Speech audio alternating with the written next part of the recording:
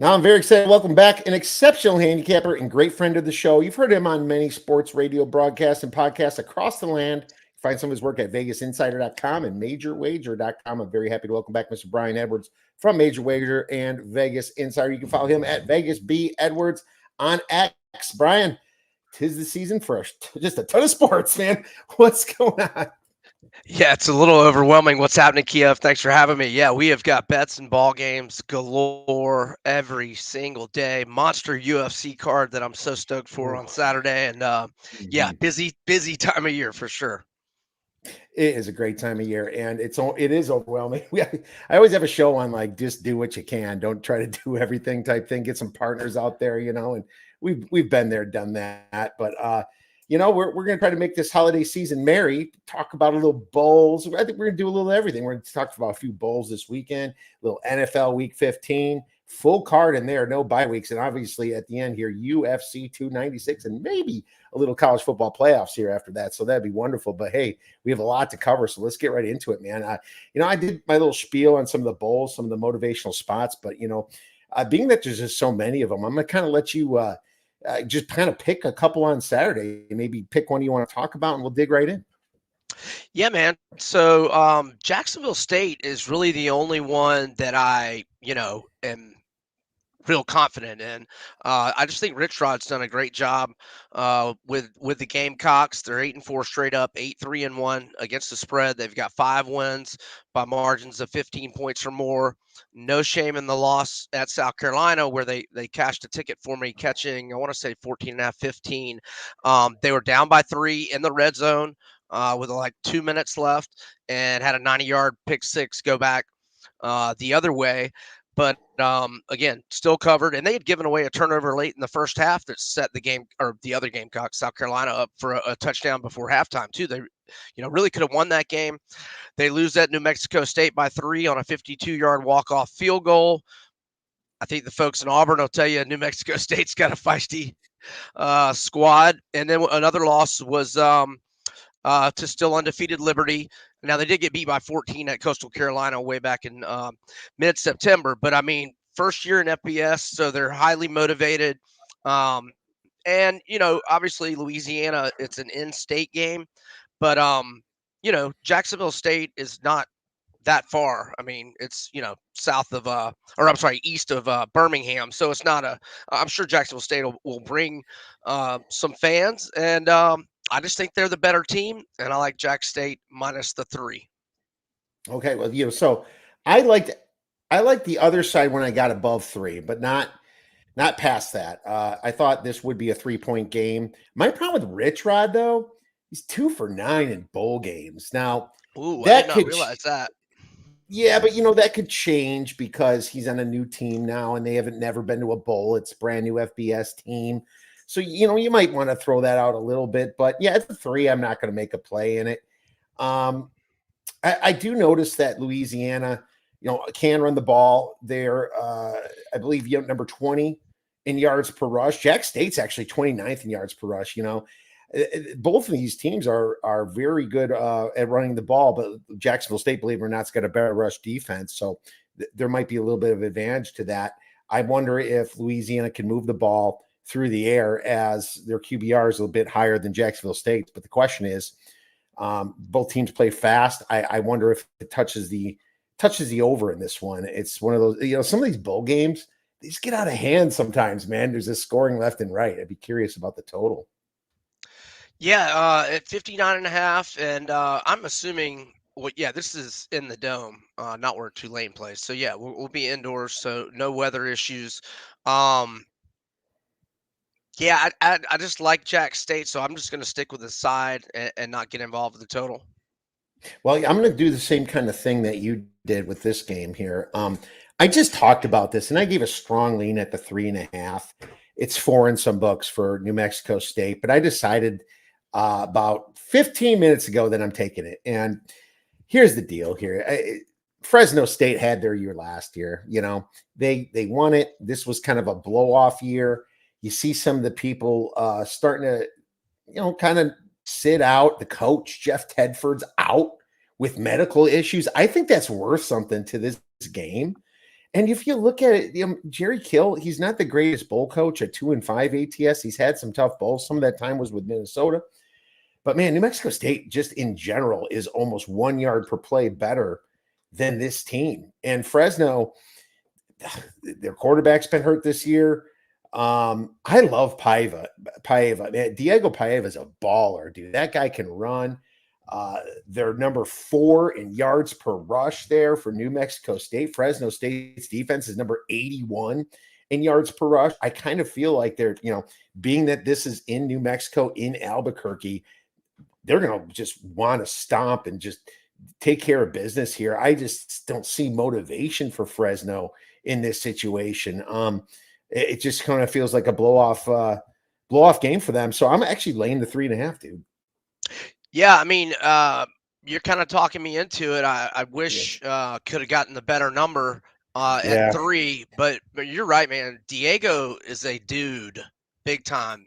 Did you see by chance when he scooped that guy against Auburn? I think it was a fumble that Auburn was returning, and he form tackled him, scooped him up in the air, and took him down. Yeah, It was great. It was awesome. I It was did. awesome. Yes, But what and even more what pisses me off about that game, I was going to bet them, and I always sprinkle the money line, and that money line is available in some books. It's not in every book because that thing was at 27, 29, and I forgot to bet it. I was waiting just to confirm Paiva was in, and I was just sure. like, "Are you kidding me?" That's right. He was questionable all week. That's right. But man, Yeah. 26-8 TDI and T ratio, team high, 853 rushing yards, 6 touchdowns, 5.4 yards per carry, and that's I don't even know what it is with before subtracting sack yardage. So yeah, Diego is a dude, and I lean New Mexico State as well. If your number was 3.5, I'd probably buy that half point to 3. I forget where you are on buying half. You don't buy half points, do you? I do once in a while now, Okay. and see, here's the thing. I would if it wasn't a motivational handicap for me. If it's a motivational handicap, I just see how that it could get way out of hand, and I don't want to spend the 25 cents because it is 25 cents going from 3.5 to 3, and some people say it's worth 22 cents. Not quite 25. Right. So I just feel like in the long run, it's no big deal.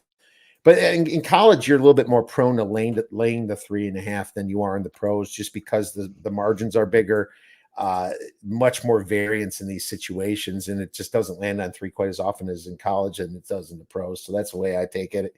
Not, it's not one of those super confident ones. A couple units is fine for me. Nothing too big, but I'm excited to watch it though. I think Payev is a beast. He's going to be fun. He won't make the pros, but he's going to be fun. He's a hell of a player in Conference USA, that's for sure, no doubt. No doubt. What else is going on this weekend? Any other bowls you looked at this weekend?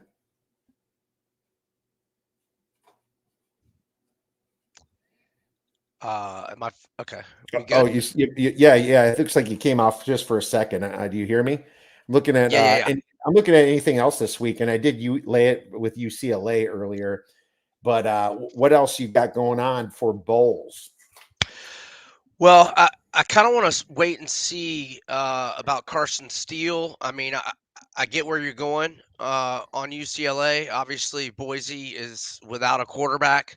They're going to be going with true freshman or a walk-on, and and we've never seen play. I don't think either one of them's ever taken a snap, Right. if I'm not mistaken. Now, but Carson Steele has not practiced the last 2 days, and Latu, the stud edge rusher for UCLA, Pac-12 Defensive Player of the Year, he's opted out. They've had a couple of other guys hit the portal.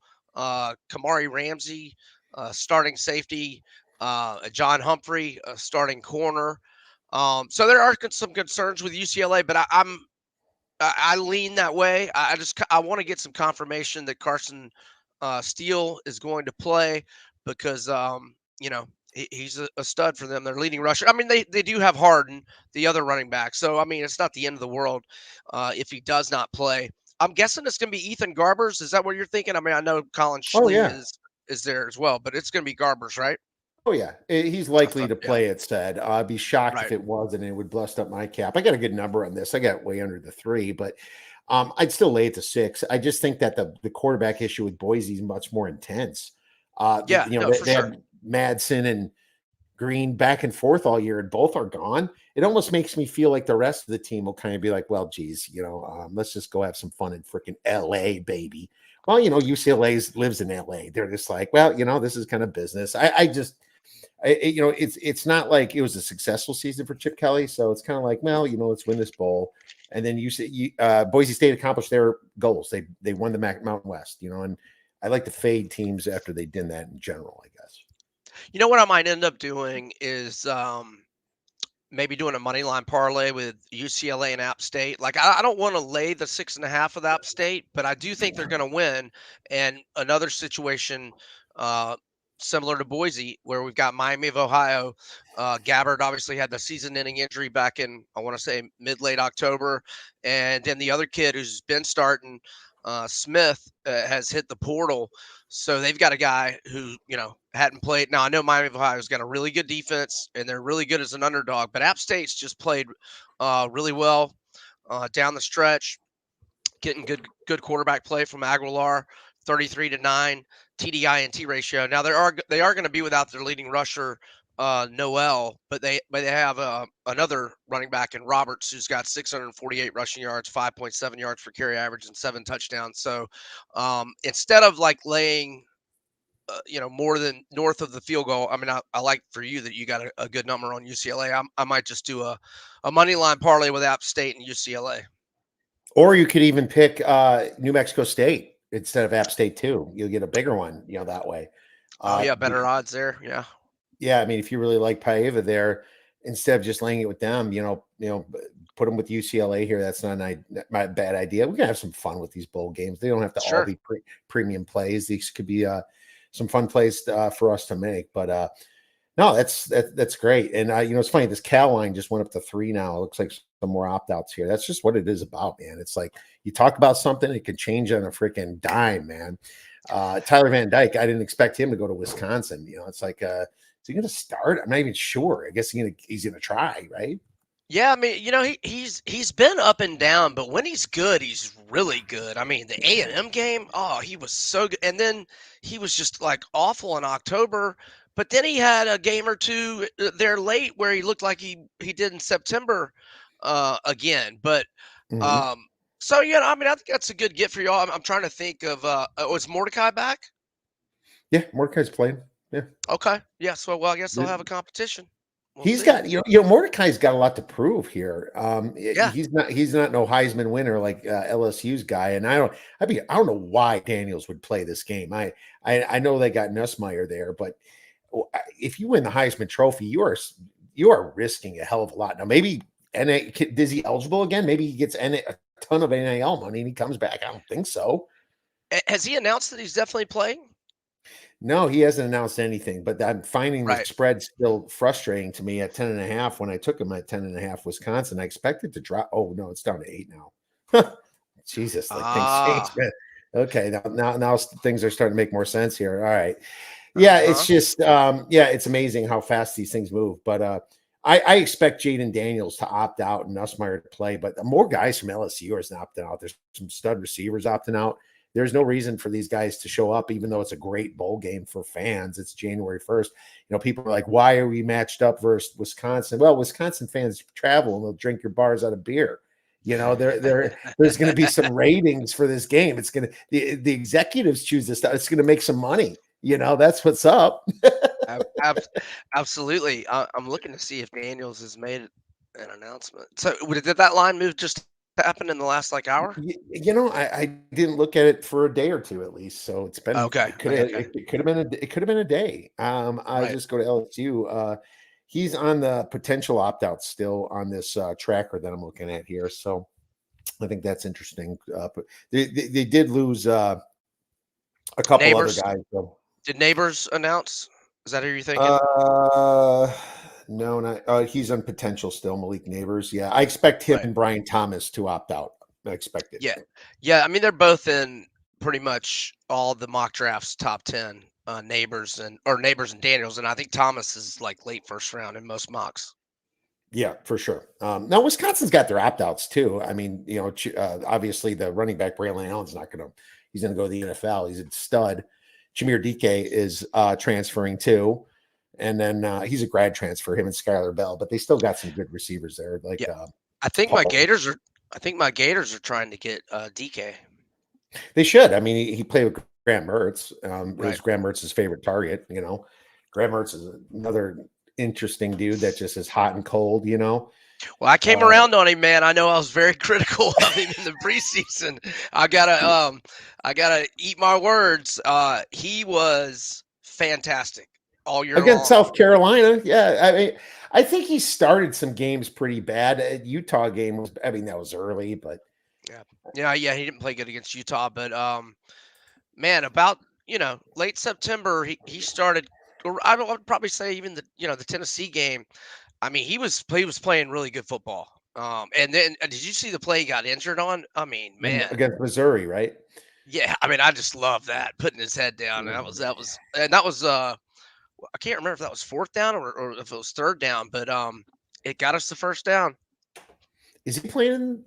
Oh, wait, they don't have a bowl game. Yeah, we. Did you do My that bad. on purpose? I Yeah. really did. I swear to God. You wouldn't Swear be to the God, you bro. wouldn't you would not be the first one that's made that joke to me in the past week. I can assure you. You don't want no crappy bowl anyway, dude. You're All right. right. I really don't. No, that's true. No, that's about it then. We hit the bowls pretty well for the weekend and good enough. NFL time, dude. I mean, we have a massive size NFL card, but the NFL, it's weird this year. There's just so many injuries, quarterback injuries. You got bad quarterback play. You got a lot of low scoring games. There's a lot of legal contact that doesn't get called. And I've complained about that a lot. I hate flags, but you got to stop the defense from doing this stuff. It's just a mess, but here we are. The Raiders and Chargers are playing on Thursday. Here we go. Two quarterbacks that probably have no business really in the NFL. You got the Raiders with Aiden O'Connell, right? And then Chargers, is it Stick? Is his last name? Yeah, Easton Stick. Is he going to stick it to the Raiders, my friend? I'm not going to act like I'm confident in this game, but I think it's Raiders or pass. I know, obviously, the Raiders' offense was so awful last week in one of the worst games in NFL history.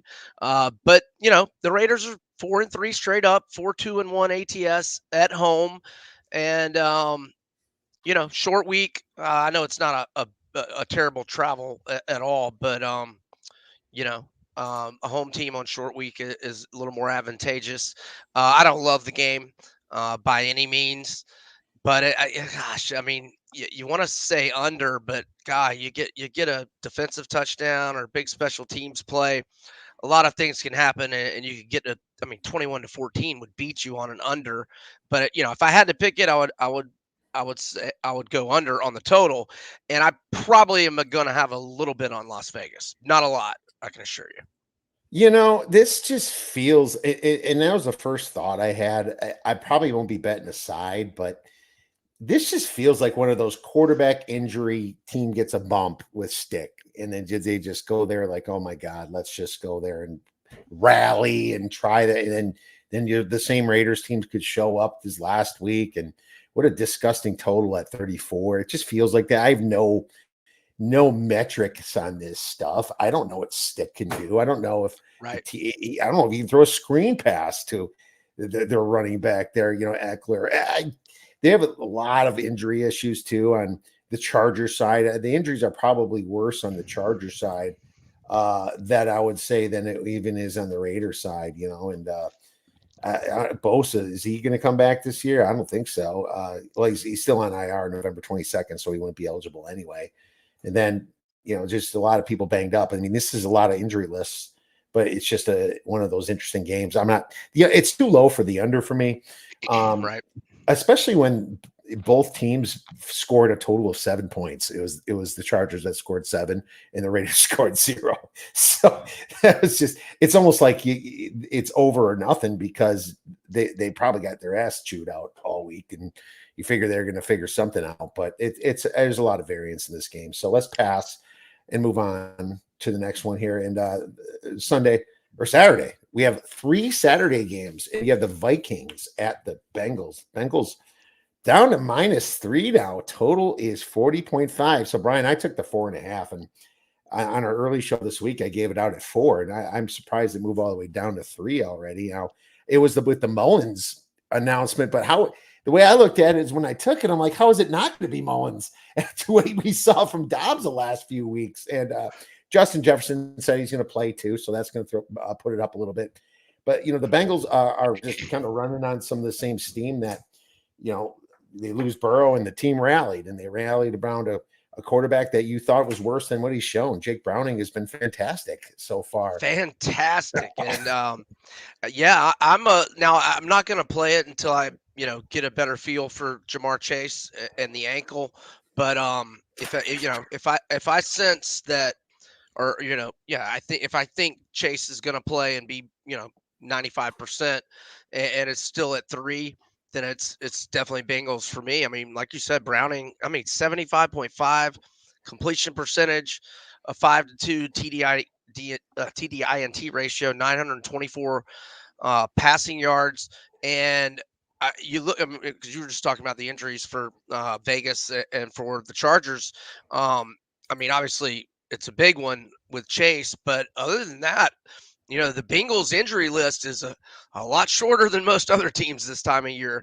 So, I'm feeling pretty good about the Bengals. I mean, they've got new life here these last 2 weeks, and with the way the AFC is so jammed up, they definitely got a better than decent shot to make the playoffs, especially if Browning keeps playing like this. So again, I'm gonna wait on some Chase news, but it's probably gonna be Bengals for me if it remains at 3 or fewer. We might not get Chase news. It might go all the way Yep. to Sunday, and that always sucks when that happens. I was hoping for a contest play on the Vikings because their defense has been good, and I like Mullins a lot more. But now it's at 3, it's starting to switch for me. It's like, well, now I got to start looking at the other side a little bit more. If Chase is playing, you also have to have it in your mind that Jefferson is banged up. He has issues, but the Vikings for some reason have a good defense this year. And when Cousins went out, their offense went out.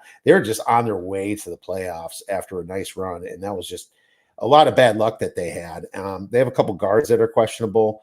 Their tackle Brian O'Neill was ruled out of Sunday's game against the Raiders, so we don't know nothing about him too. So you have your issues for sure on this side of the ball, and very curious what happens. Davenport also was placed on IR, one of their linebackers, Marcus Davenport. So I'm very worried about the Vikings here past if you're not getting the hook for sure. So we'll move on from there to the Steelers versus the Colts. And the Colts, this game is disgusting. -2.5. Total is 42. Dude, what do you got for this one? Oh man, I'm thinking the Colts now. T.J. Watt's in protocol, right? Yeah, he is. I also see Najee Harris on the injury report as questionable. Um, but if if TJ Watt can't play, that would be huge. I mean, I don't know if there's a defensive player that means more to the line that I would think most handicappers don't think hardly any defensive players mean much to the line. But I mean, for Watt, I mean, he's at least a point and a half for me. I mean, For that team, yeah. yeah, I mean, especially, yeah, maybe even more, And so if he can't go and the Colts are 2.5 or fewer, I would lean their way, but they just haven't been that great at home this year.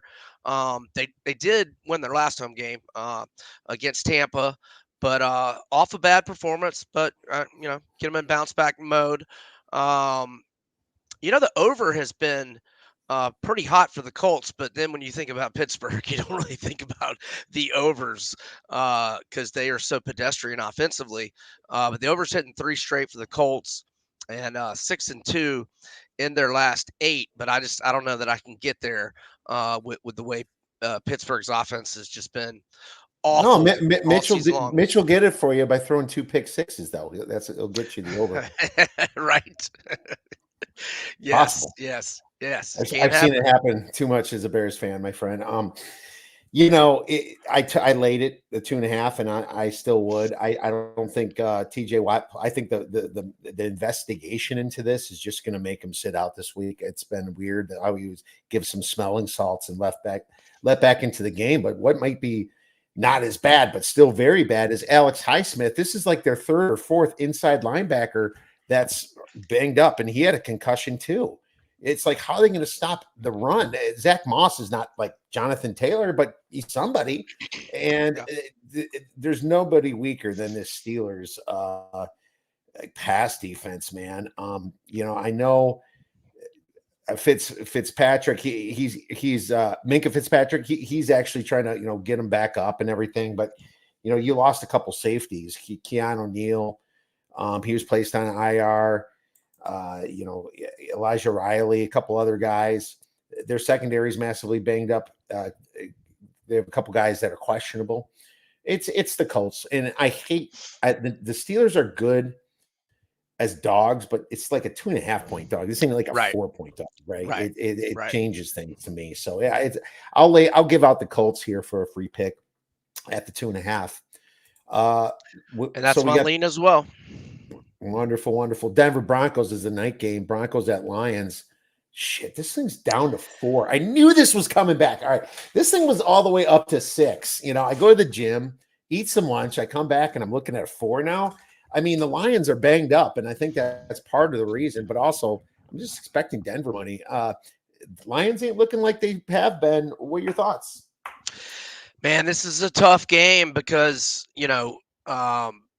but you're right about Detroit. I mean, Ragnow, he's questionable, and I mean, he's a perennial Pro Bowl guy on the O-line, and you can just kind of tell the last couple of weeks, Jared Goff doesn't seem as comfortable in the pocket. Well, I should probably say the New Orleans game was an exception, but the Green Bay and the Chicago, last week at Chicago,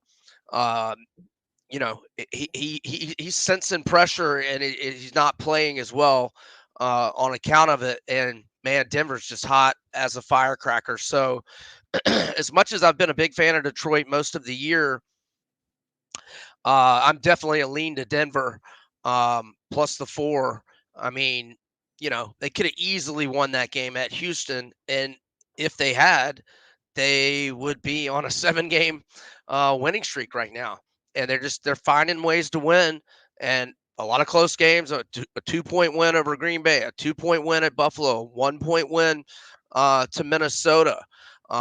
So that makes you feel pretty good about an underdog. And so I'm leaning Denver plus 4. I haven't played it yet, but that's my lean. What say you? It's a great spot for Detroit. Just a back after an ugly Bears loss and the way they've been playing a night game at home.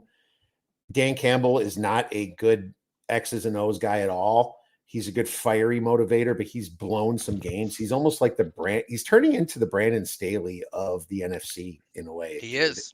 His 4th down shenanigans are getting a little out of hand recently. 4th down, fake punt. He does it at the wrong time, all kinds of stuff like that. ESPN did something I like here. Estimated return date. It used to be injury news date, but now estimated return date. It kind of threw me off a little bit. I'm like, yeah, this must have switched the last 2 days or something. So all kinds of changes going on in our lives. I mean, I don't know if they're not always accurate, but if Ragnow is going to really play and his return date is December 16th, and Taylor Decker, their offensive tackle that got banged up, is possibly going to play, then yeah, I'd be more looking at them. They have a bunch of guys that are possibly coming back the 24th, but some stuff don't make sense. You're on IR, unlikely to play again this season. And it says December 24th too. So I'm not going to go all by that. Well, yeah. Are you talking about CJ Gardner-Johnson at the top there? Yeah, he's one of them. So is there a difference these days between, because they, like, it used to be IR meant you were out for the year, but now they have IR, you're out at least 4 games. 4 Is weeks. or right, yeah, 4 weeks. So and I feel like CJ Gardner Johnson might have a chance to get back. Now I did a Twitter search on it, like, I want to say last week, 5 or 6 days ago, and there just really wasn't anything out there. I went to latest, and there just hadn't really been anything reported. But I feel like they kind of gave him an outside chance of getting back. I mean, what he got hurt week 2, I think. But Yeah. anyway, I mean, he's not going to be a factor this week, regardless. But that's my guy. And just another thing, and I know James Houston, or what are they saying here? Looking at late. Okay, they definitely expected him to be able to get back at some point in December. I'm talking about when he went down in September. But back to the O line. Look, when they're healthy, when Decker and Ragnow are healthy, I think Detroit's got one of the top 5 O lines in the league. But they have not been 100% in the health wise here lately. Okay, so at 4, I would take the Lions if Decker and Ragnow are in. I hate the fact that they lost to Lee McNeil, and it showed against the Bears.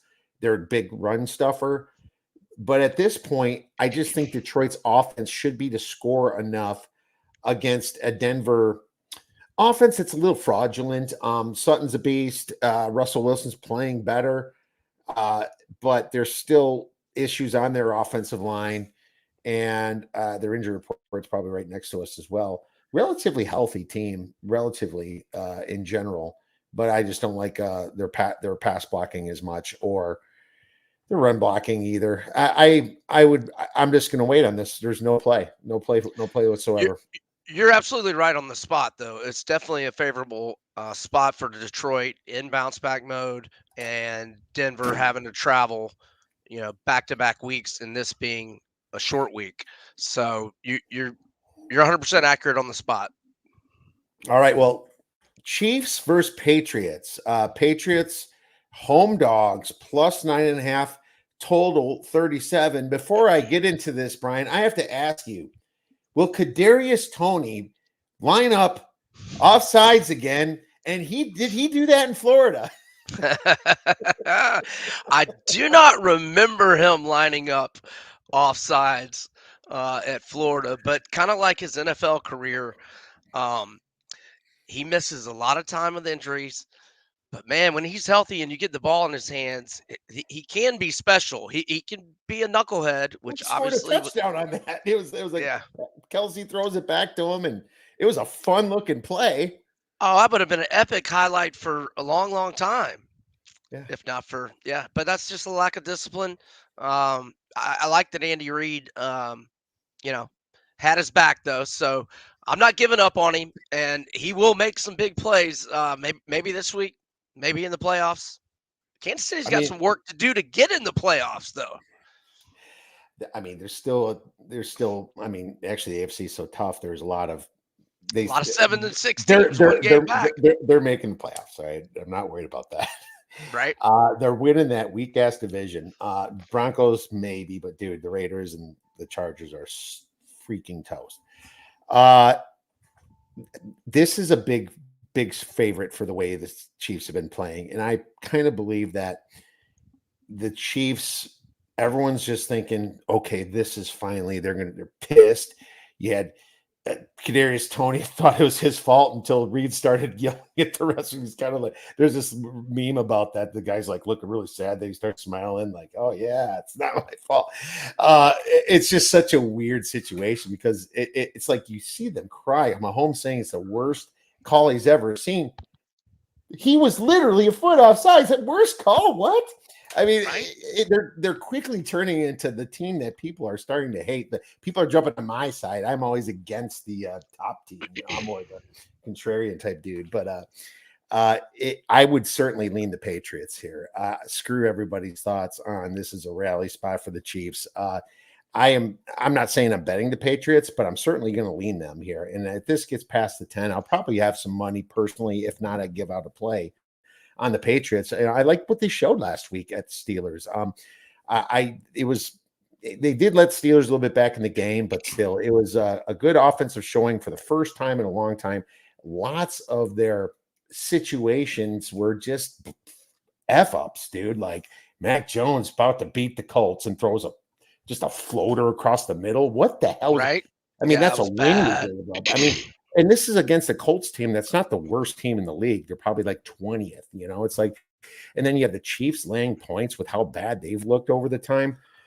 Ugh. I mean, I'll lean the Patriots, and my numbers back it up. But everyone's saying, "Oh, this is finally the Chiefs, get right spot." I don't know about that.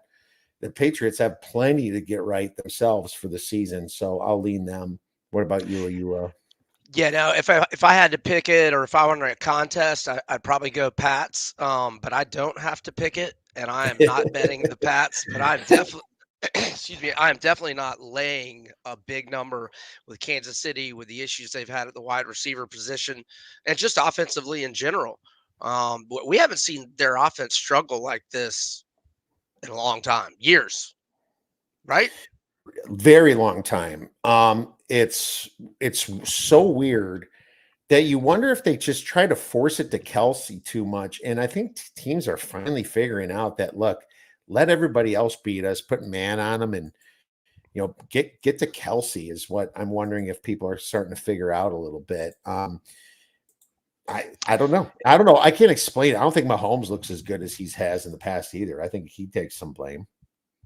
Yeah, no, I agree with that. And you can tell. I mean, we've never seen him act like that the other Mhm. night. I mean, you can tell the frustration is mounting big time, and maybe they're starting to feel the pressure. Now, I mean, don't get me wrong. I have, like you said, I don't.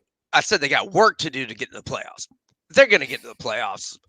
But right now, they are struggling way too much for me to be laying more than a touchdown on the road.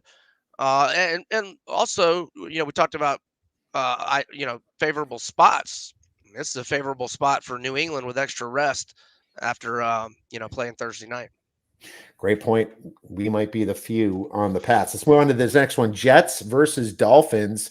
Dolphins are -8.5 now. It's kind of somewhat slowly dropping down. The total is 37. Now, it's funny. Last week, the whole thing was like, oh my God, Zach Wilson's back, but the team hates him. The locker room hates him. Like, then why is he back if this locker room really hates him? It's like he would be back if that was that true. I think there's just a lot of BS flying around personally. The reason this dropped is because of the injuries for the Dolphins. Obviously, losing Phillips was a big blow to them about 2 weeks ago. And now they got some offensive line troubles. What are your Yeah, thoughts? yeah. Center Connor Williams out for the season. That's not good. Um, I mean, aren't you thinking Tyreek's going to play? I would think. Tyreek's And going to play because he wants to be in the Heisman conversation, or not Heisman, the MVP conversation, and he wants to hit 2,000 yards in 16 games. He's going to play. He's going to be taped up, and I don't know if he's going to be 100% effective, but I'll take Tyreek Hill at 80% or 70% effective over most receivers in the league. yeah, and so looking at Miami, their lowest total this year was in the Jets game, in the Meadowlands, East Rutherford, New Jersey, a few weeks back, and that was 40, and they won 34-13. To get to 47. I know there was kind of that fluke touchdown before half, that long pick, but I just don't think I can. And I haven't not looked at the weather. I'm thinking it must be, but I mean, it's Wednesday. I don't believe weather reports 96 hours in advance anyway. But I mean, a total in the 30s for the Dolphins, and especially with Zach Wilson, playing the best game of his career last week in that Jets offense, showing a little life. I mean, unless it's just going to be an absolute monsoon, I can't fathom me turning down an over with the Dolphins in the 30s. Doesn't So that Hard Rock Stadium kind of play towards anti-weather, but that small square on top anyway? um I Does feel it? like the wind doesn't affect it as much, at least. I mean, it'll get wet in Okay. there. I mean, that's what But I always looked at Hard Rock Stadium like. yeah, they added to that since I used to go to games. I've been to a bunch of games there when I lived down there, and then I went to a couple of Florida Orange Bowls down there.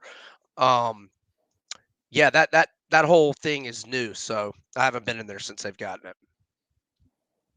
Yeah, Not the it's whole stadium new, what you're talking about, the roof type thing, yeah, and it doesn't close, which is dumb.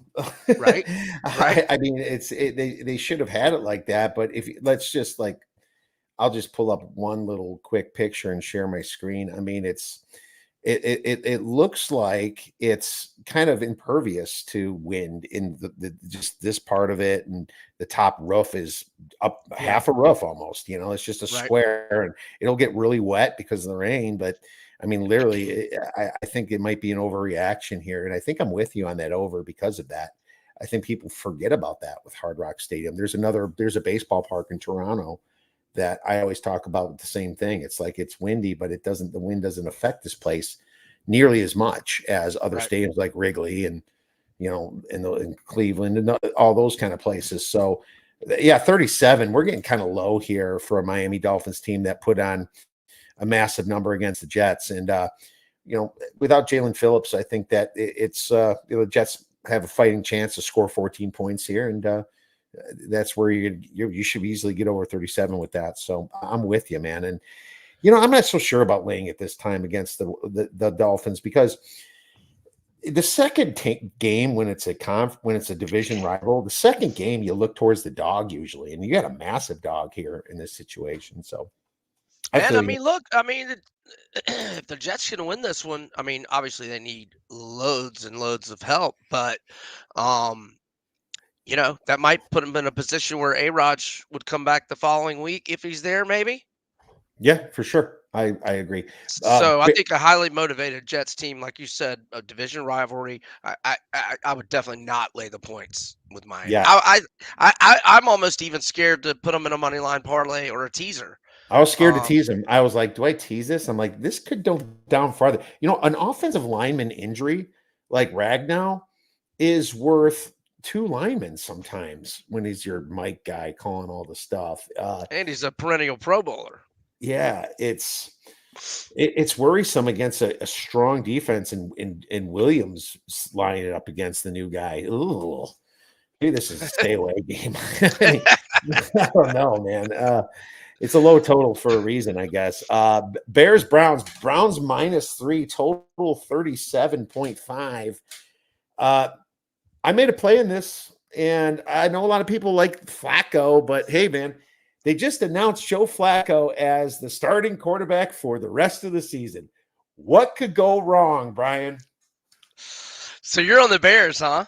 You're damn right. I'm on the Bears. The All right, Bears I've can make got the playoffs.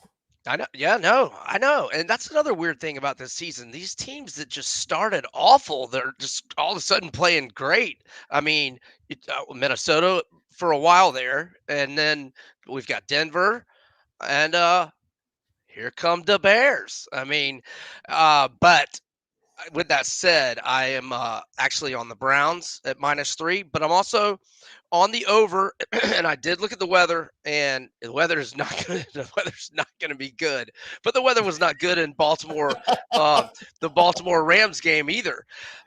So, and again, we're 96 hours out, but it's going to be like 10 degrees Sunday afternoon at the dog pound. But the Is it over, yeah, that cold? yeah. Well, that's This what what that's what weather.com says. You know how I am with weathermen though, but I'm just telling you what weather.com says. But anyhow, the over's hitting three straight for Cleveland, is on a 6-2 run in their last eight. And those six overs have had combined scores of 58, 55, 41, 64, 44, and 77.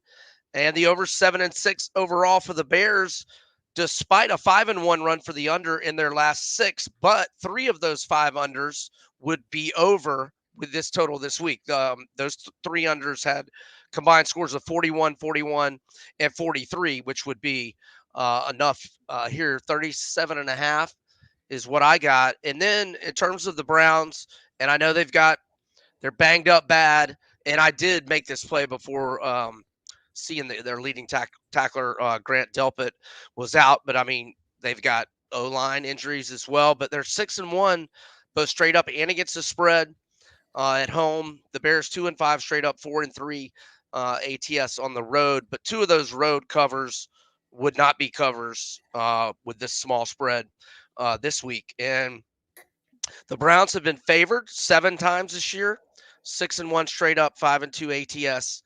So I'm going to go Browns -3 and over 37.5. Okay, I took the 3.5 with the Bears, so at least I have the hook on that. But I still would like the 3, just not as much. Now, I almost thought about this. You take the Bears money line, and you take an alt line on Cleveland -6.5. The reason I thought that is because Justin Fields against a very good defense has been prone to fumble and just give away touchdowns in the past. Mm-hmm. And we've seen that before. But one thing about the Bears, first of all, your weather report must have been a little off because I'm at weather.com. It's 50 degrees. It's going to be a little on Sunday. Sunday, on Sunday? 52 high, low of 42, PM showers, Cleveland, Ohio. So it's a little windy. And I think the wind it's not enough. It's 14 miles per hour on Saturday. If it was going to be more windy, it would favor the running quarterback. And that's kind of what I think about Fields. I'm like, man, if he has a good game, doesn't turn over the ball, he runs the ball. He's not a traditional guy that's easy to prepare for. While Flacco really is. Now, what sucks for the Bears is they lost a pass rusher, but they lost Ngakoue. But otherwise, look at them, dude. They are super healthy. And Moore's playing. Like, all these guys are playing. They're just on the report. There's 3 guys. I wonder if I typed in Chicago instead of Cleveland earlier. Let me go see. I'm sorry to interrupt you. I'm just baffled. I'm baffled by what I read earlier. You might. Sorry, go ahead. And it threw me off because I looked at it too, and I saw a difference. So I had to double check. One of us was probably typed in the wrong thing. I was thinking so, but clearly it was me that typed in the wrong thing.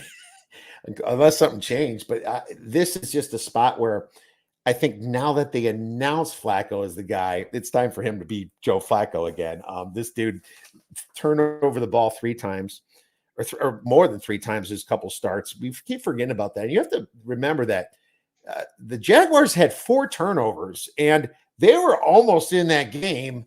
That 2-point conversion I disagree with, but they were almost in that game at the end, and they had 4 turnovers. It's like something's wrong with Cleveland's defense a little bit. And yeah, this Cleveland Browns injury report, a little suspect here, man. It's pretty long here. And now I expect these guys to play, but yeah, they did lose Maurice Hurst, Dawan Jones. Jedrick Wills has been out for a while.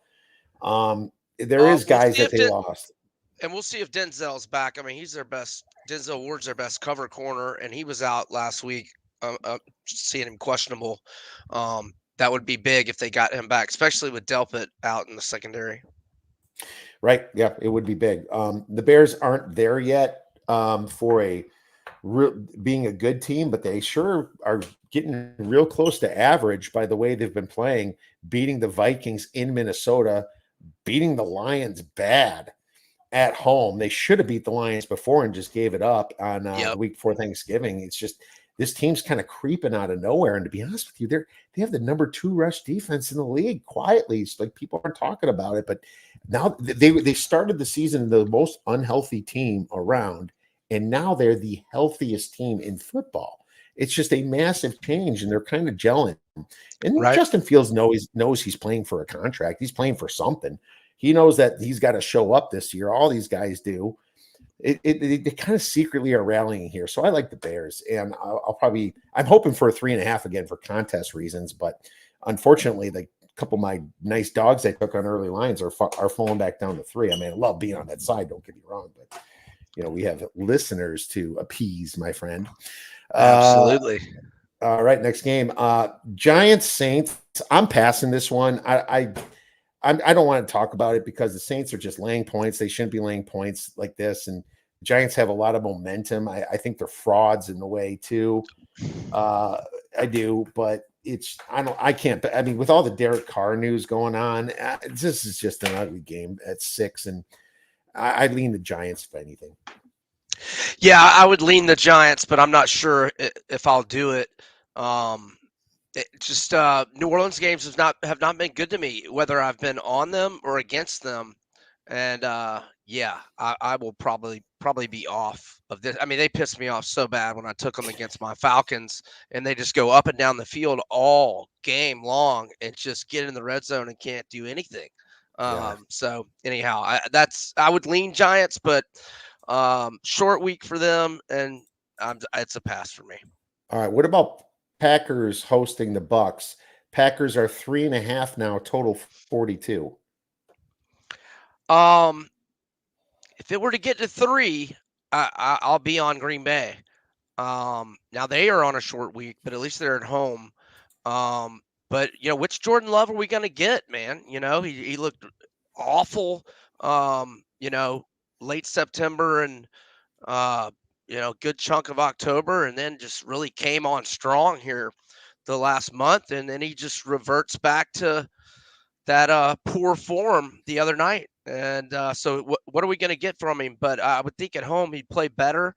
So if I can get 3, I definitely lean Packers. I want a 3 for this show as well. I got it earlier, but I expect the Packers to get healthier this season. I expect Jones to come back. I expect Jari Alexander to come back. I expect this to be a big rallying part for them. You have to remember that the Falcons they outgained the Bucks by 144 yards last week and lost 29-25. It was a misleading score for sure. The Bucks are not that good. They have to throw the ball. And if Alexander's going to play, throw him on Evans. Godwin has just not looked himself. They need to pressure the quarterback because they sure as hell didn't pressure well last week. But and they they didn't get probably button that up. they didn't get anything out of Evans last week, and still beat the Falcons.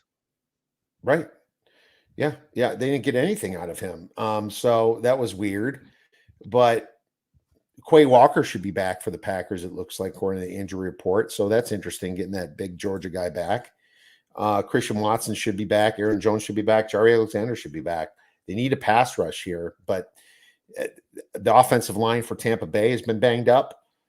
And I don't think that Baker Mayfield's playing better than I thought. I will give him some credit, man. The dude's balling.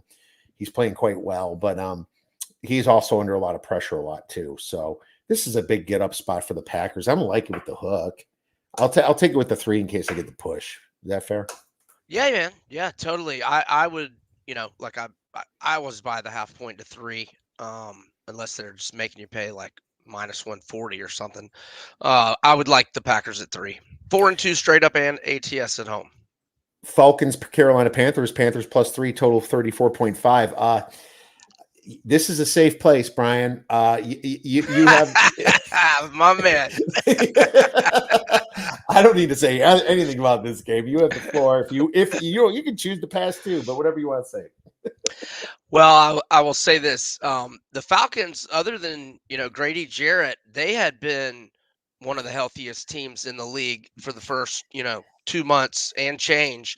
But they have come on hard times injury wise. They have a laundry list of questionable guys this week that anybody considering backing Atlanta, you probably want to check on.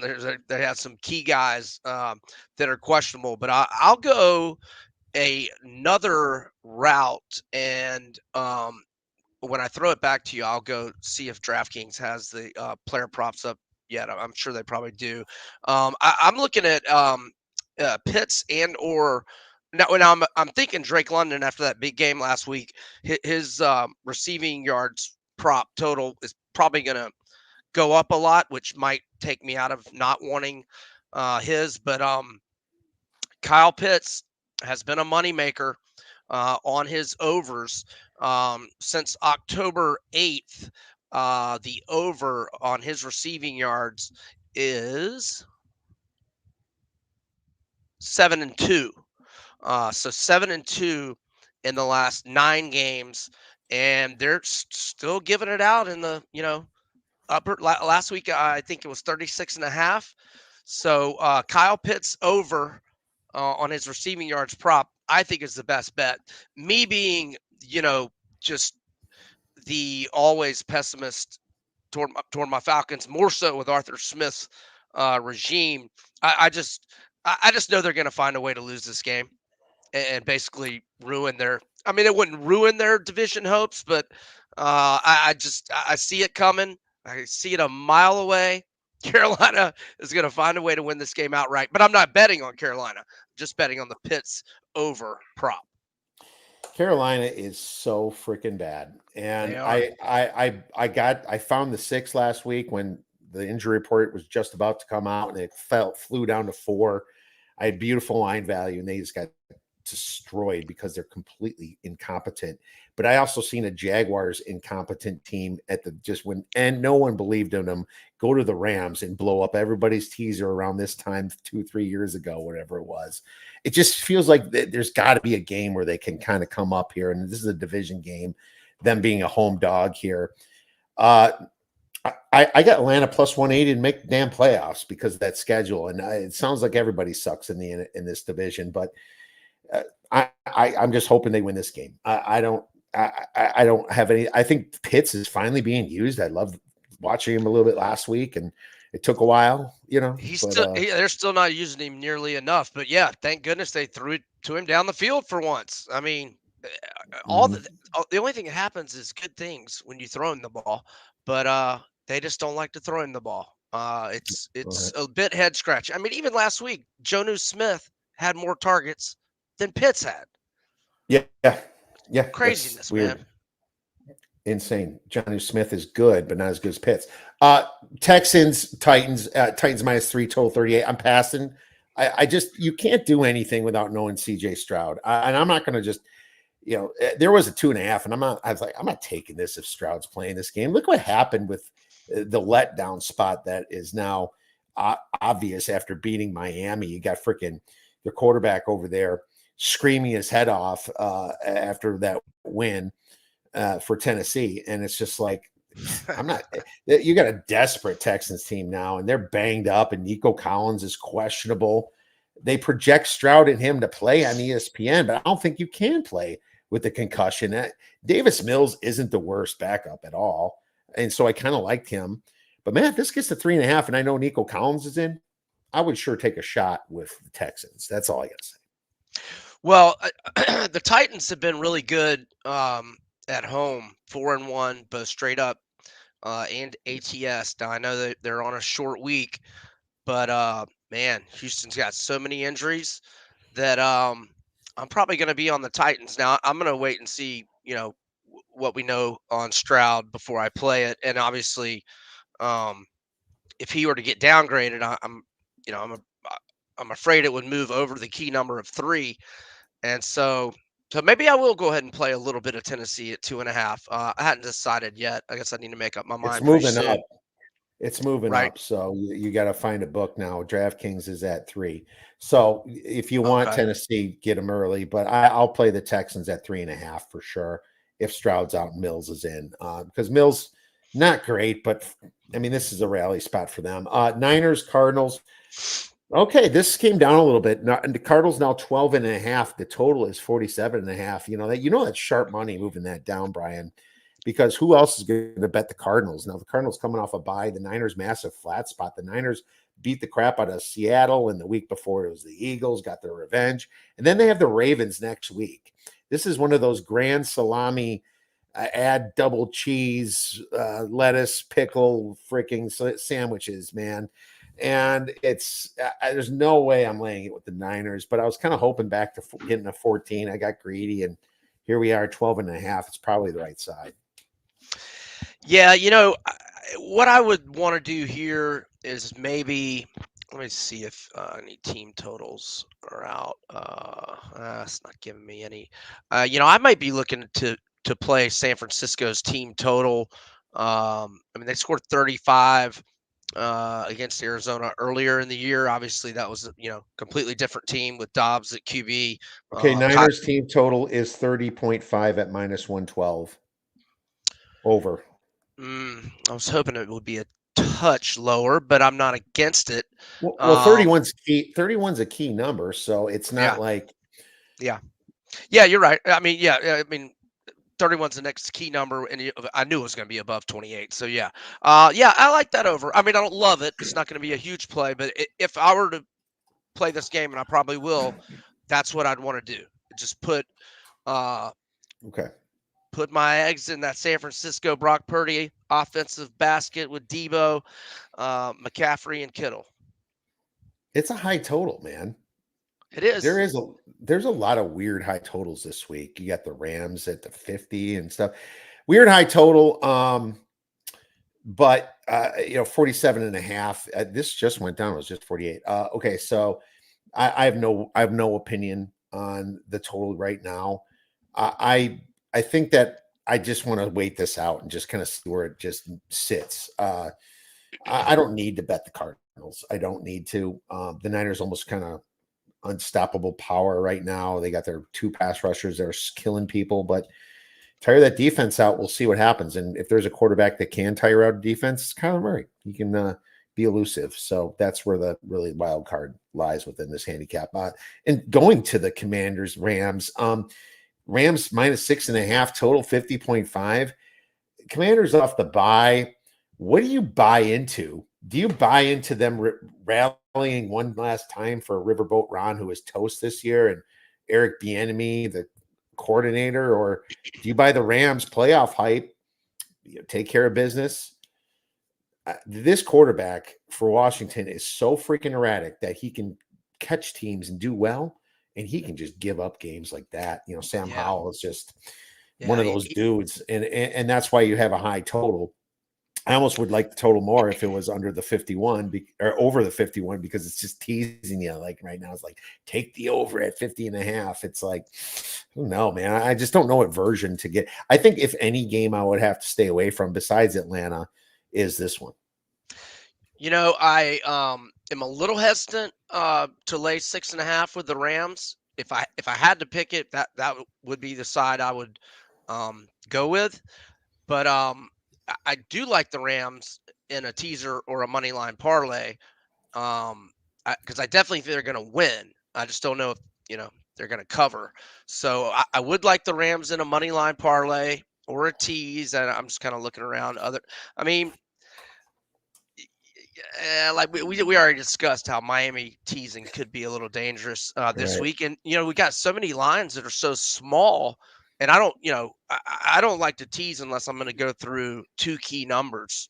So wow, I don't know who there would even be to tease them with because so many lines. I mean, I guess New Orleans, but that Well, scares me. I mean, you can take the Texans to 8.5, and that's going to be a teaser leg of mine too. But the Cowboys to 8.5. The thing is that the money line parlay should pay better than the teaser at -6.5. So you don't tease it. I would say money line parlay it with With another. somebody I like -3.5 or so, yeah, yeah, Yeah, that'll maybe it's the Saints, maybe it's the Lions, maybe it's Titans for maybe me if Stroud's yeah, out. I know you're on the other yep, side, but or yep. Titans. Cleveland or even Cleveland. Yeah, there's a few of them out there. So make your choice on that. For the sake of time, let's get to this next one. Buffalo Bills hosting the Cowboys. Buffalo's -2.5 at home, total 50.5. So I've been looking at this spot and I was like, man, this is a terrible spot for the Cowboys, especially if they whoop the Eagles. But at the same time, it's disrespectful now. I mean, every player knows what the spread is these days. I'm sorry. Every freaking player does. And they're seeing themselves as dogs again. This is a stupid line. It's stupid. It's teasing you to take Buffalo. I think the Cowboys are the right side. I have no reason to rush into betting +2.5. I think you tease it if it don't hit the 3. I think Cowboys the right side. I haven't looked at the weather yet, and the 4:25 Eastern kick makes us know that it'll be dark, like what second quarter. It says So rain, 41 degrees and rain, 15-mile-per-hour winds. I mean, that's what Buffalo people are used to, and Dallas is, I guess, an indoor type team. But right. I don't like this game, man. I don't because I think Buffalo's dangerous at home. They've got a little momentum, and Dallas is just insanely good at home and can be very, very good on the road. But they've had a couple of not very good performances on the road, and going up into the Northeast with all the elements, that makes me think that it might be that kind of performance for them. But but I'm not saying I want to go against Dallas. They're playing too nasty right now. I just think it's going to be a pass for me. Wait on the injury report. Micah Hyde's questionable, had a stinger. Epinesa, the pass rusher, is week to week, possibly. These two dudes might miss, and I'm concerned for that. I think Kincaid does come back and play. He was banged up, but you have to remember that they still, are a very weak defense this year. With all they lost with Milano and Tre'Davious White and Kyer Elam, and actually Elam will not be activated. Says okay. So, oh no, it was against the Chiefs. They have a potential coming back for Khalil. Either way, the Lion, it'd be the Cowboys in a teaser or nothing for me. Disrespectful line, in my opinion. I think the Cowboys are just running over people, and Dak Prescott's trying to make the MVP. Next game, we have the Baltimore Ravens at the Jags. Oh God, this came back down to 3 now. You got the Ravens -3. So money came in on the Jags. The total is 42.5, Brian, and he plays. Yeah, man, I'm all over the Ravens here. The Jags defense has issues for whatever reasons. The Jags have not been good at home this year, 2-4, both straight up and ATS. At home, Ravens 4-1 straight up, 3-2 ATS on the road. And man, you look at Jackson. I mean, they give up 34 to the Bengals. Granted, 31 in regulation. They give up 31 to Flacco in Cleveland. Yeah, the defense just not, and obviously got absolutely obliterated by San Fran. Now that's going back a little over a month now, but yeah, I just think the Jags have got some issues, and I think the Ravens are. I think they're looking pretty. They're looking like a team to beat in the AFC in my mind. This line is stupid. I don't know why it's so low. It's throwing me off. I expected it to go up, not down. I even considered laying it at 3.5 with the Ravens, and I was just waiting. And then here we are. The Jacksonville's defense is horrible, and they're Right? they're fraudulent this year. And the Ravens are not. I don't like John Harbaugh in late in games. They seem to blow it. They've lost games they shouldn't have. Many of them. There's plenty of them that they didn't cover when they should have too. They just let teams back in, but they're still my second best team in the league behind the Niners.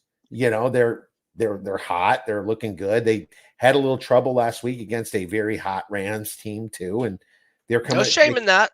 No shame. Rams are No, feisty, man. Yeah. no shame at all. And they're coming off the bye. Now the spot definitely is better for Jacksonville after those 2 losses. But dude, they lost some guys. Christian Kirk was a big part of that offense. Oh yeah.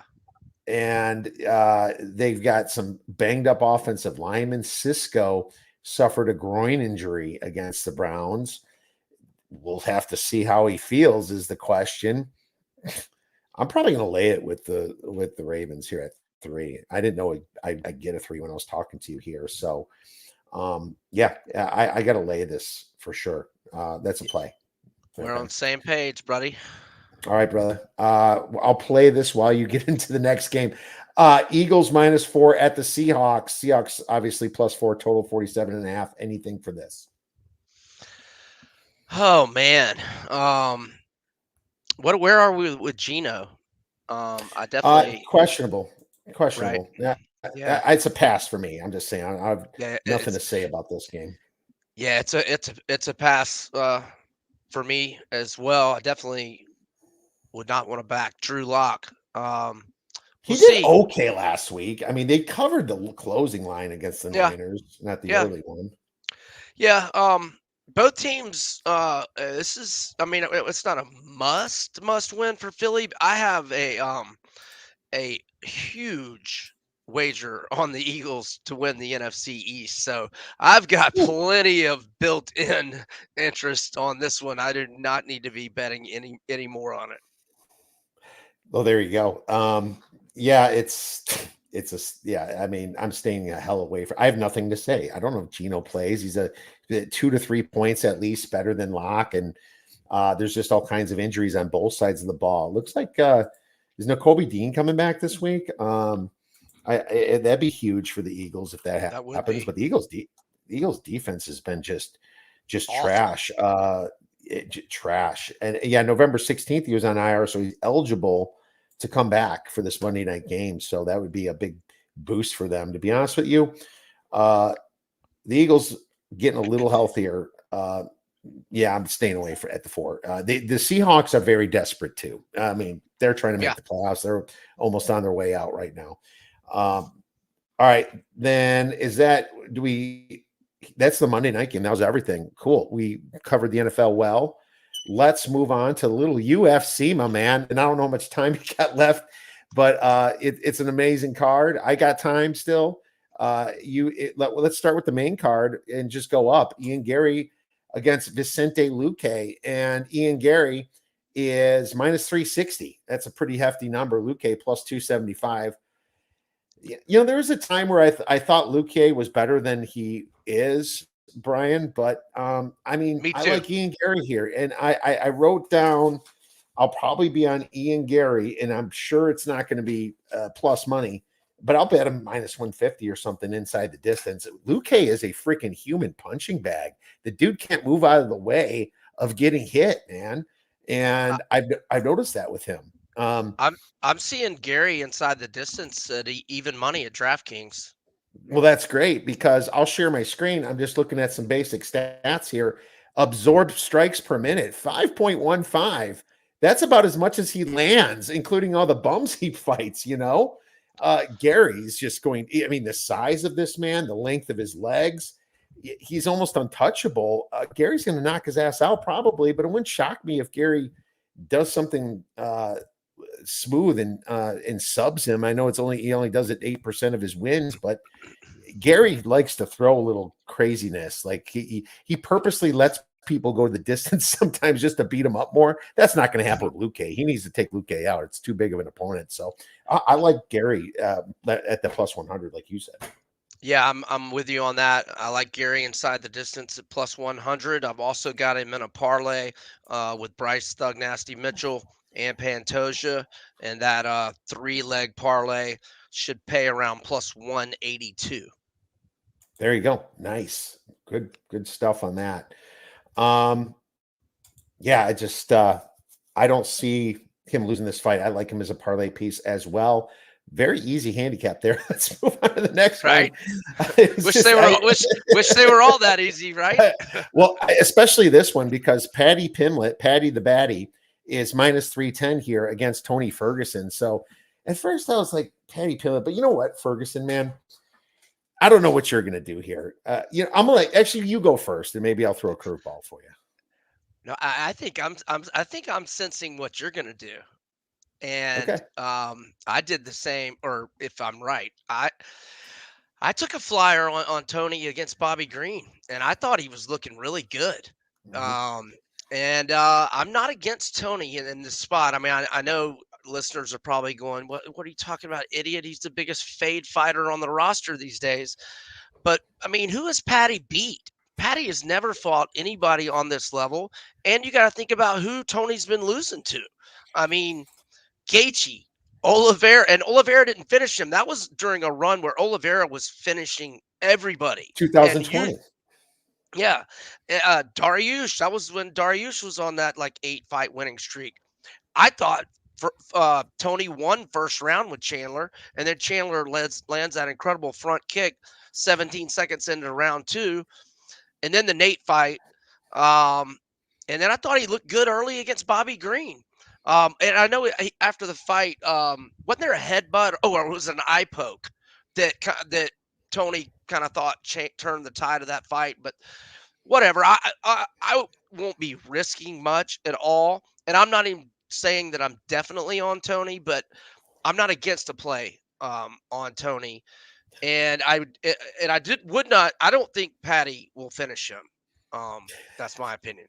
This is What were you? probably Go Tony's ahead. last fight.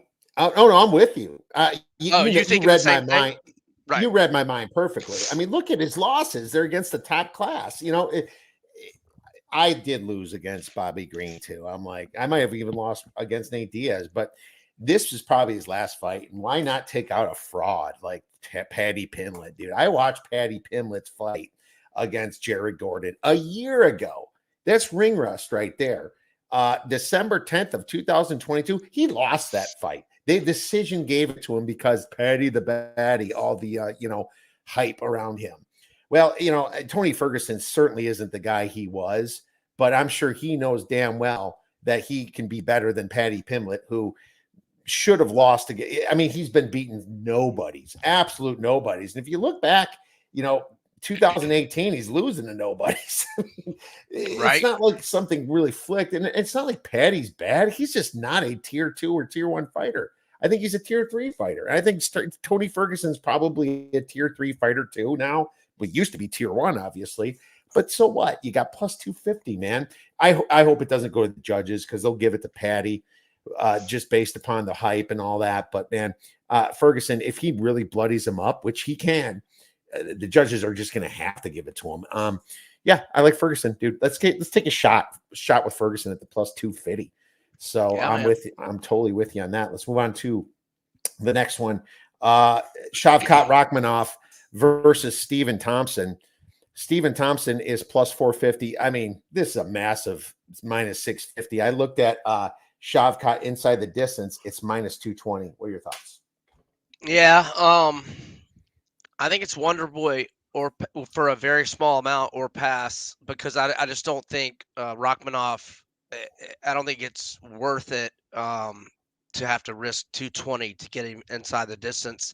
And look, man, I give Wonder Boy a chance against anybody. I mean, I don't think he wins. I think Rachmanov probably wins, but I mean, what can we get a Wonder Boy plus 450? Wonder Boy. Plus 475 at Bet Rivers.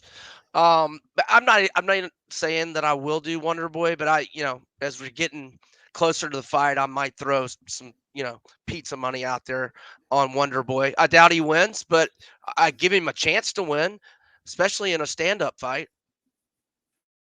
I don't think this fight's close. I think Shavkat destroys Wonder Boy, and Wonder Boy doesn't go out in the first or the second too often. As a matter of fact, he rarely ever does. But man, Shavkat, I truly believe this, and you can mark my words down. I think he would beat Leon Edwards, and I think he would beat Colby Covington. I think he's better than both of them.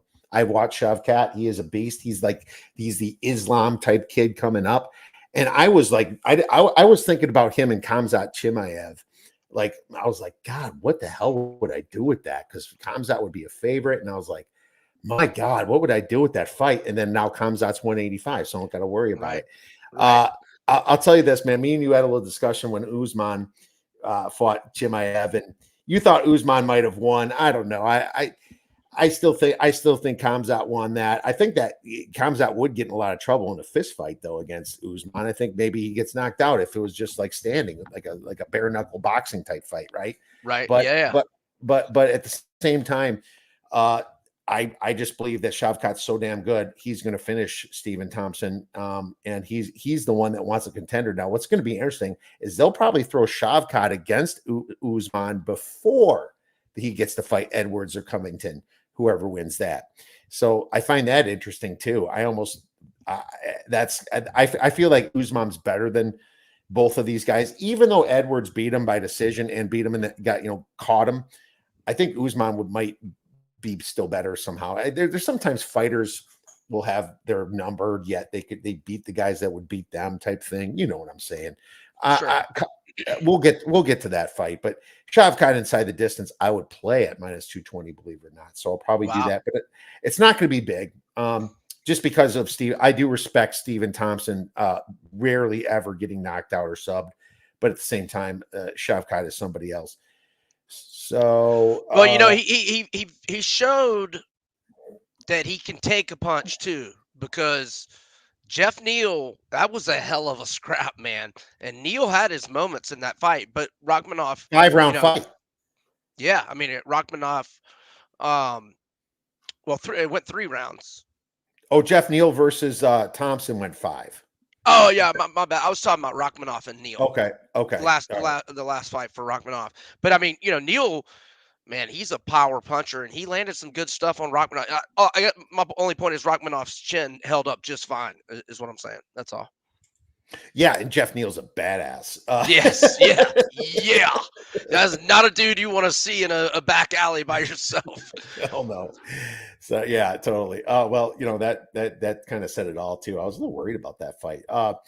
It was but Rachmanov, like you said, just he took the punches here. Now, Stephen Thompson he only got KO'd once on his 6 losses, 17-6. That was a while ago to Anthony Pettis back in 2019. Oh Bilal yeah. Muhammad. He lasted with Burns and Bilal Muhammad. I just think Rachmanov's just so much better of a wrestler than both those guys. That's really what it is. I think he gets him on the ground. He's going to do a ground and pound or a choke, and I just don't know which one it's going to be. So that's why I would rather do -220 if I had to do it, but it wouldn't be a huge bet. Maybe medium. Let's move on to the next fight. And we have a main event here. Well, not a co-main event, but there's still a title up for grabs on this one here. Brandon Royval against Alexandre Pantoja for the flyweight title. And Royval's +155. Pantoja's -185. Now, Pantoja beat Royval, choked him out a few years back. Anything on this one? What like I've got Pantoja in the parlay with Gary and Bryce, but I'm not against I'm trying to where is it? Oh, here we go. I'm trying to find the odds for Pantoja to win by sub. What it looks like -135 or -125 inside the distance by sub. +150 is your best number. Most there's a couple of 143s and a looks like a +145 at FanDuel. I'm not against a small play on Pantoja at +145 to win by sub. Okay. What did I write down here?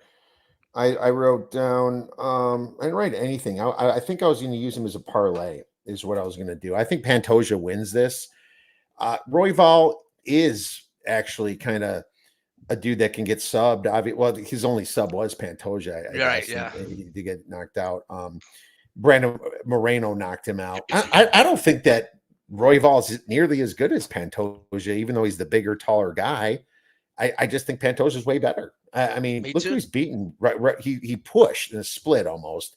Won a split against Rogerio Bontorin. Big deal. Matt Schnell he beat. So what? There is.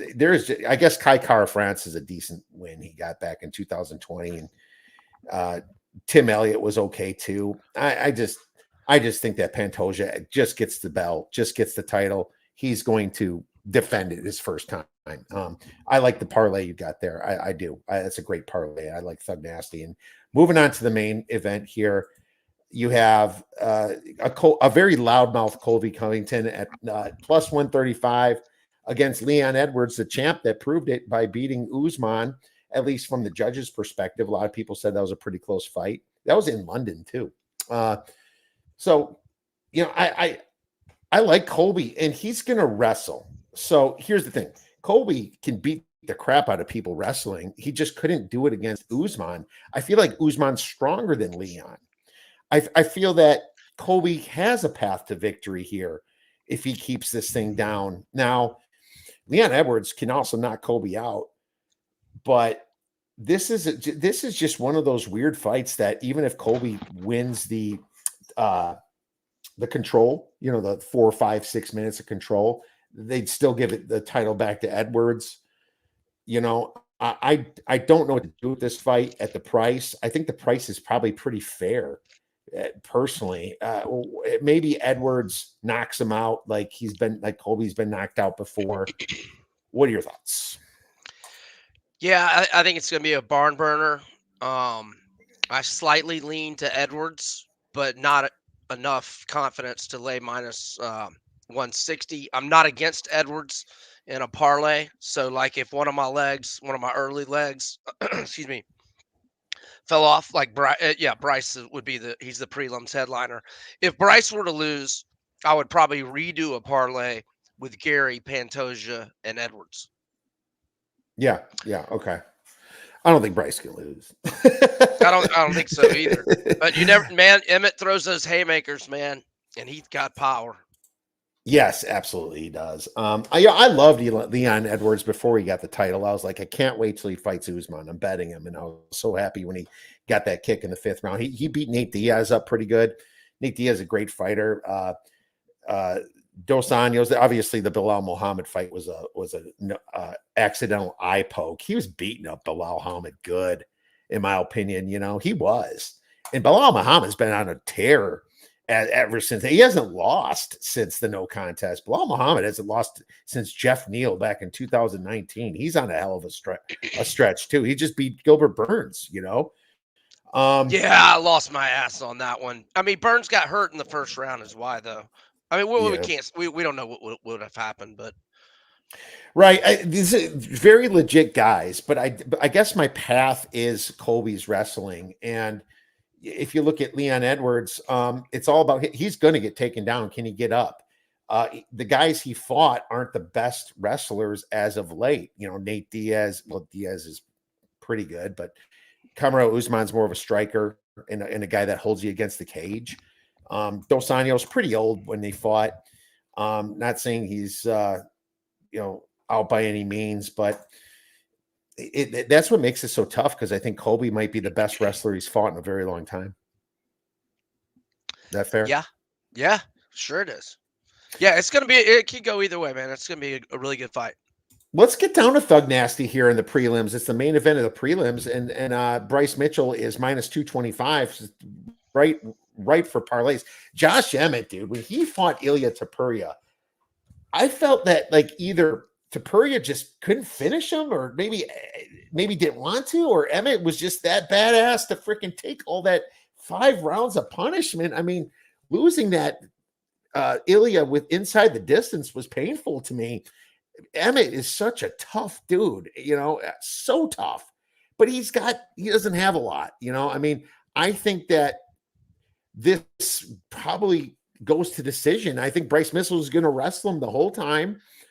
I think that Bryce Mitchell is going to. I don't look at Bryce Mitchell as a great finisher, like a great like jujitsu fighter. He's just a pure wrestler, and so he's going to wrestle him for 3 straight rounds, and that's what it's going to be. And then Bryce Mitchell's going to win by decision in a unanimous 30-27.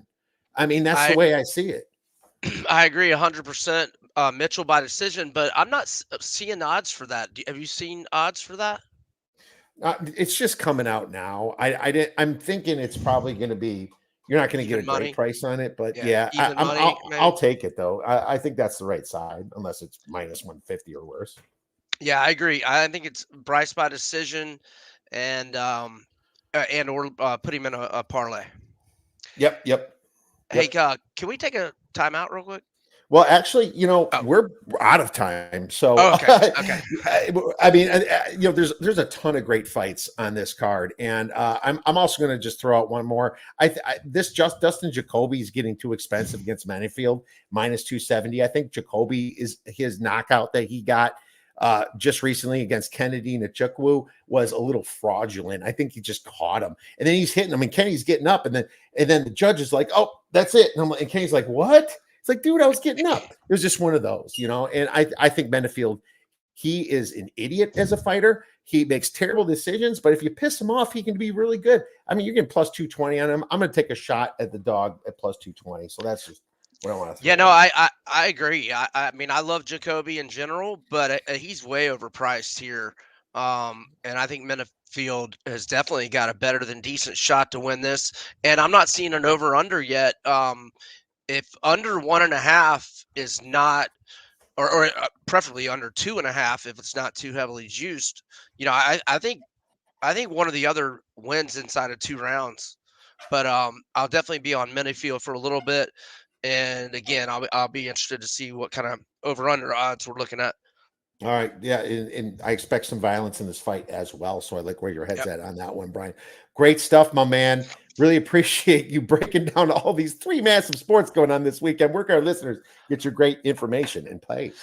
Yeah, they can check me out on Twitter right there at Vegas B Edwards. They can get my content at majorwager.com, and they can also get my picks at vegasinsider.com. Enjoyed it as always, Kiev. Thanks for having me, my man. All right, my man. We'll be texting this weekend. Everyone, make sure you check out Vegas Insider and Vegas B Edwards for the weekend.